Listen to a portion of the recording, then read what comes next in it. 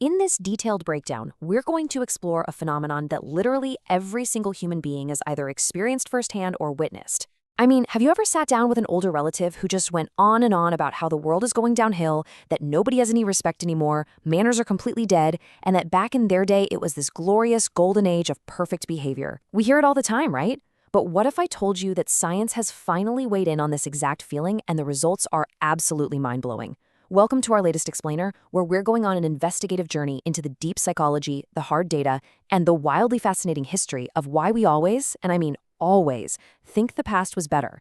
So it's a question that sparks heated debates at family dinners and practically everywhere online. Are the morals of new generations really collapsing, or is it possible that our brains are just tricking us? We all know the universal frustration of the generational clash. The older generation looks at the younger crowd and sees chaos, disrespect, and just a total lack of values.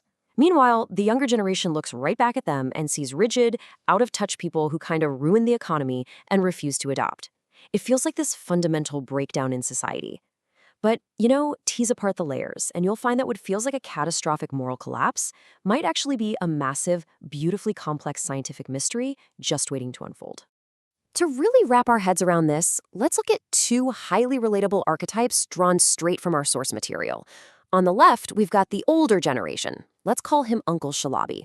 For Uncle Shalabi, the past meant lifetime job stability, immense respect for hierarchy, and a very predictable, structured path.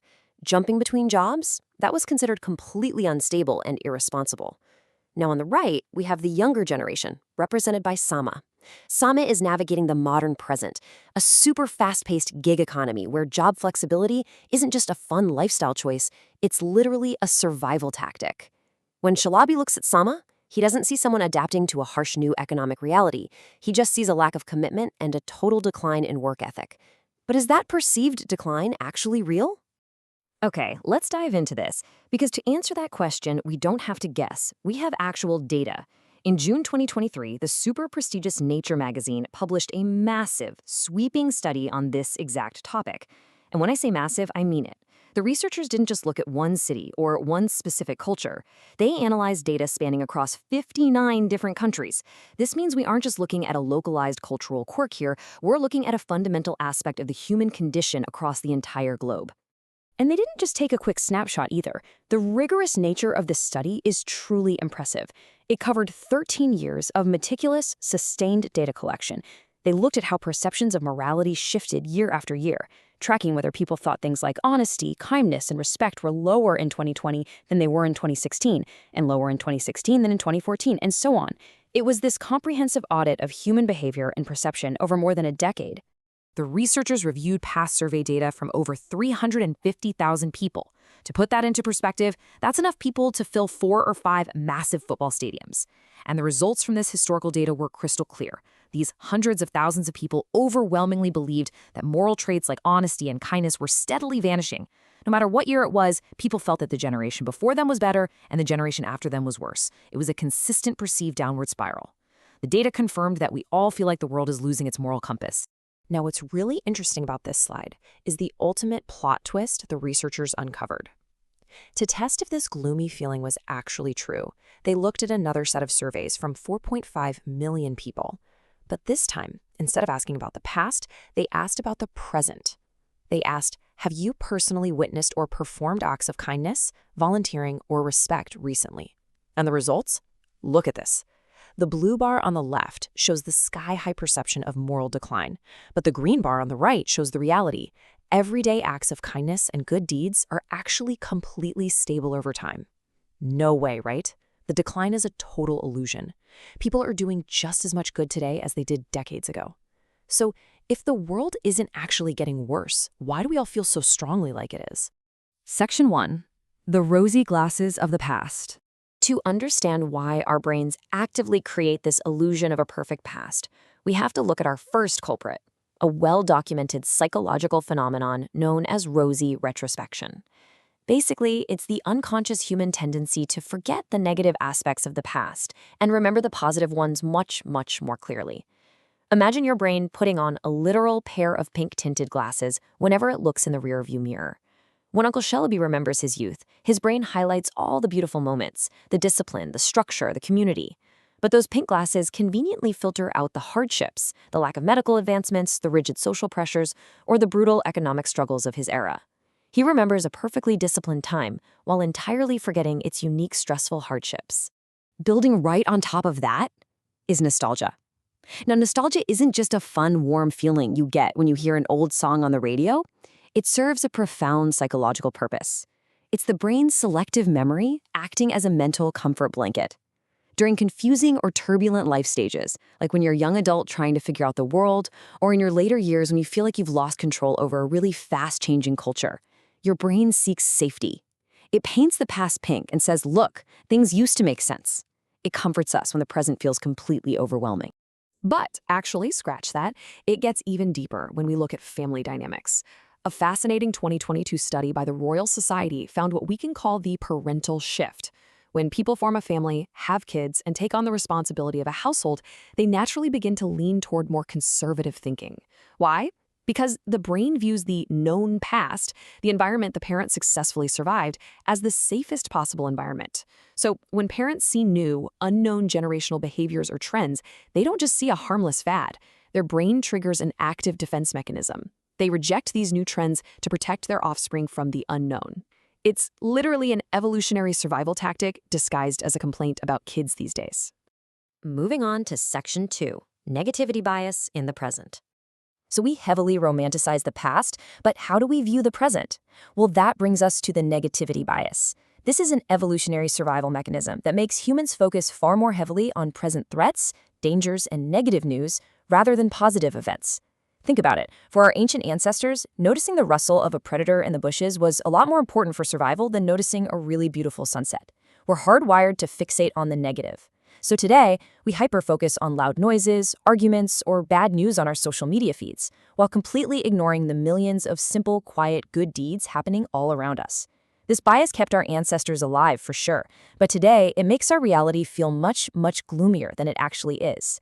And this brilliantly illustrates exactly how this bias plays out when we judge the way younger generations learn and interact. Take a look at this comparison. Older generations relied on centralized knowledge.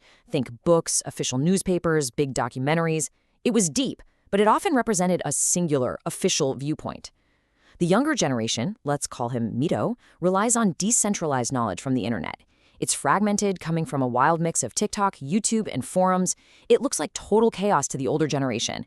But neither is inherently worse. They're just different. Centralized knowledge is deep, but rigid.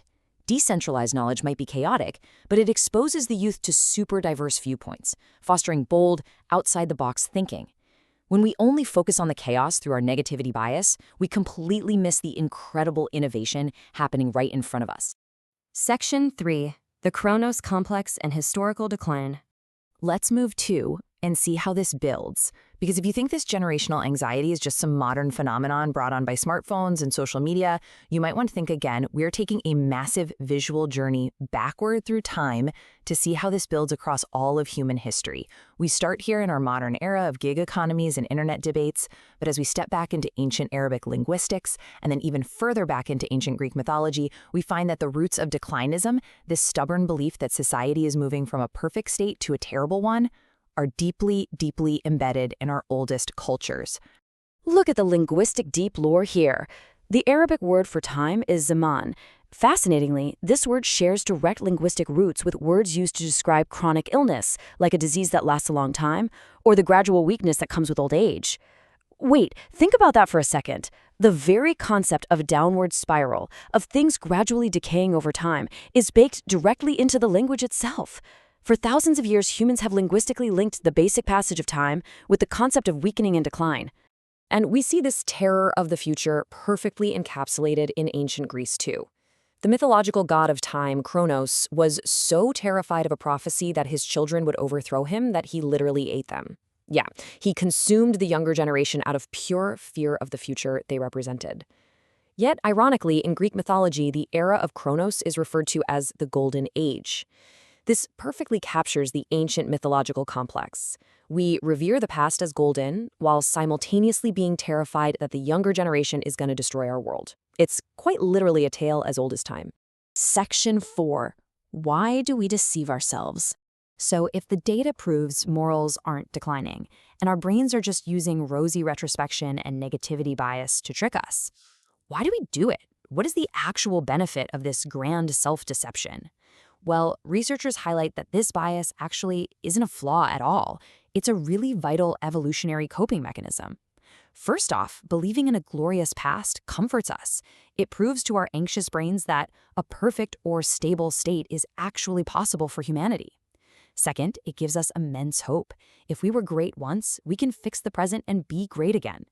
And finally, and perhaps most importantly, this illusion motivates us to fiercely protect and preserve our human heritage.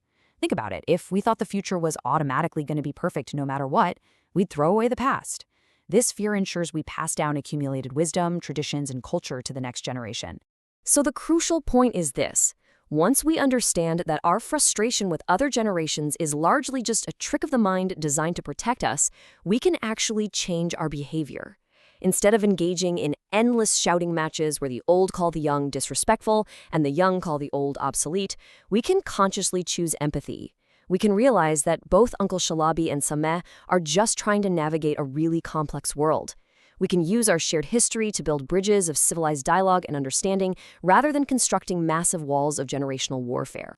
And that leaves us with a critical question to reflect on as we wrap up.